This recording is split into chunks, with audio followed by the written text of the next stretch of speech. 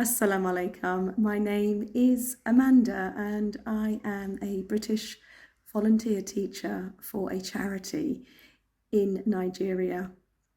I am going to be asking Brother Abubakar, who is the co-founder there, a few questions to find out a little bit more. Assalam, brother. How are you today? Can you tell me a little bit about the name, the Safe Foundation? What exactly does that stand for? Thank you, sister, for asking that beautiful question. How did the name Safe Foundation come to be?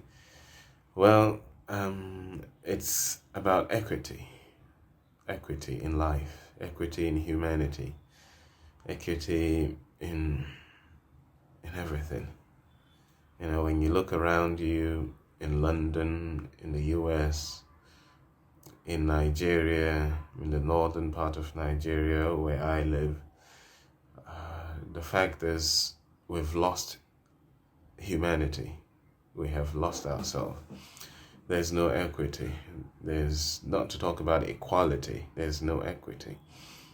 So we thought, who would actually love those children who are left to find their way into life? Who would actually guide them, to show them the right path that they're supposed to follow in order to avoid being terrorists or armed robbers or criminals of certain type? You and I, we all talk about scam artists, we talk about Yahoo or hackers or things like that, but we don't care what the children growing up would be. We leave them to find their way through adolescence. We leave them to fall into any trap they might find themselves. You know, and I look at the near future, just 10 years from now, it's going to be very sad if we don't start making changes today. So this is it. This is the bedrock. This is the mission. This is what Safe Foundation is all about. Humanity, guiding the little ones, helping the elder ones, helping those who have lost their ways. We don't need to be waiting for the government. We don't need to be waiting for UNICEF or United Nations to do the job. We're all going to be affected if we don't make changes. You know, this is what it is. It's the reality. So Safe Foundation, the name Safe, S stands for sustainability, sustainable, A, approach, F, for E, equity, sustainable approach for equity. It's all about sustainability and equity. When you, whoever is watching this is no longer here, the equity should continue for the betterment of the world. Like, if we want a better world, we need to have, you know, a little bit of humanity in us. We need to help those little ones growing up to find their way. If we don't, then we might as well be complaining about security. We might be complaining about getting scammed. We'll be scared of each other. We wouldn't trust anyone. And the reason is because we didn't care, we didn't help, we didn't mind what those children left on the streets, orphans and vulnerable children, go through. As long as I have food on my table and I'm happy living in a house with a roof, you know, my computer, my internet, my children, my, I don't care what the other child on the street does or how he feeds himself. So the sooner we learn to change that, the better the world will become in the near future. If not, it's going to be a very sad situation. And I'm not praying for that. I'm just doing my part.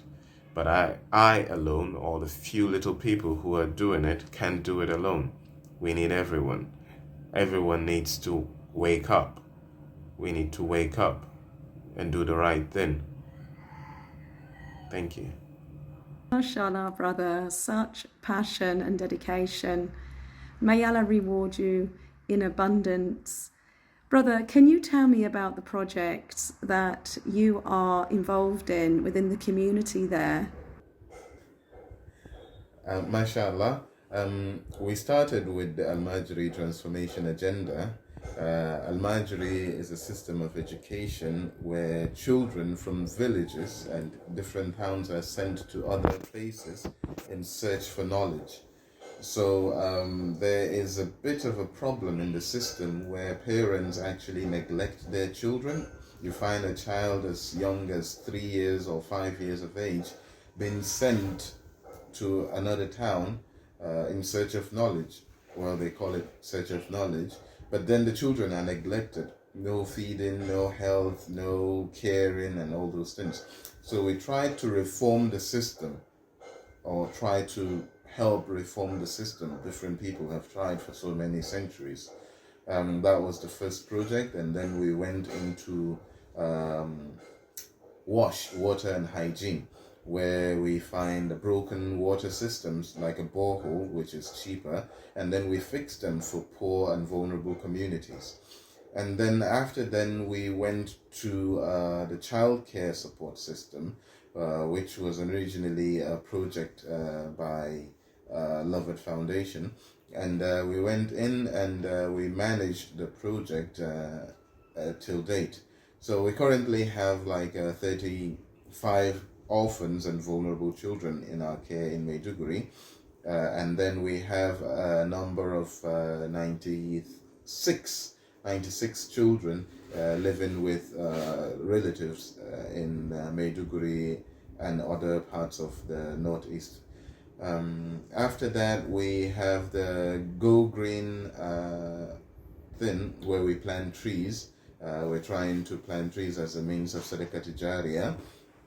And and then there are other projects. I kind of have them in my head. I don't mean to take too much time, inshallah. Subhanallah, I feel very blessed and incredibly grateful to be part of this charity, and you've allowed me to come in and teach the children online.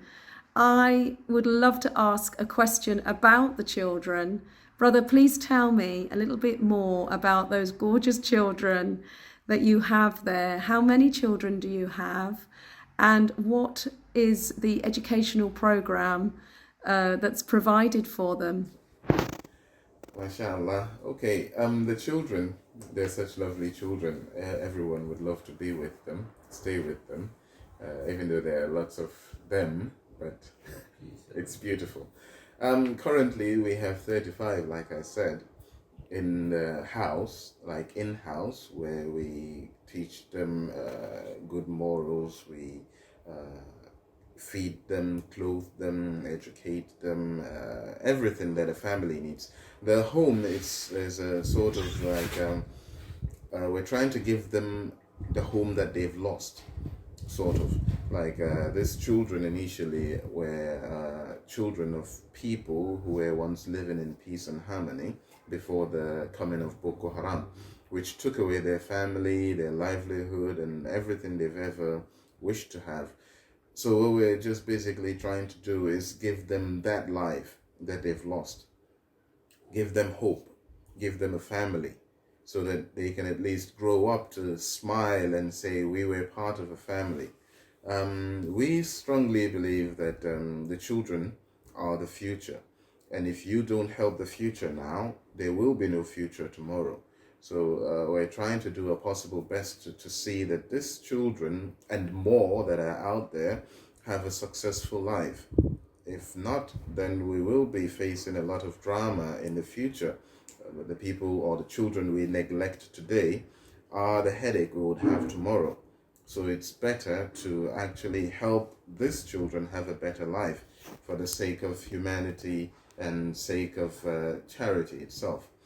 Education system. Well, initially we started using the local teachers and other means, like physical means, but it has proven, well, not to be very effective, because you can't teach what you don't know. And most especially when the COVID season came, there was a lockdown and there was no one was allowed to go out. So we had to move to the new system of online teaching. And it has proven to be more effective than the conventional or classroom teaching for us. I'm not saying other people, I'm saying for us. We're a very small charity organization with little resources. So we were not able to actually pay for the best teachers we could find, but we were able to pay for the teachers we could find. Education, no matter how little it is it's enough to make a change. But now that we have gone into the online teaching system, the children have proven to be very competent and more enlightened and bold, and name it. Like they're more conversant, they speak in English, they speak in Arabic, they recite the Quran fluently, more fluently. They, there's a lot of changes that we saw, and I hope it continues. Yes, and so far we have science teachers online, Quran, Islamic teachers, French teacher, English teacher, math teacher, Arabic teacher, and even fitness class teacher. It's beautiful what you can do online. Alhamdulillah for technology. So basically that's the education that they're getting for the little ones. We also have like 3 older ones who have gone into the polytechnic class now, and this is 1 year a month, I think. 1 year 1 month. That's 13 months now from when they got admission there. Hopefully next year we will have like 5 or 6 children that will be joining them in the polytechnic or the university, depending on their grades. If they pass the exams, yes, they will get across.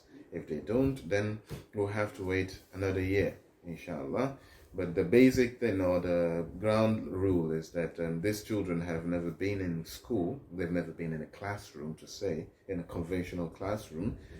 And it's a remarkable achievement to actually get them to sit in an exam with children who have studied 6 years or 12 years or more, and then they get to pass.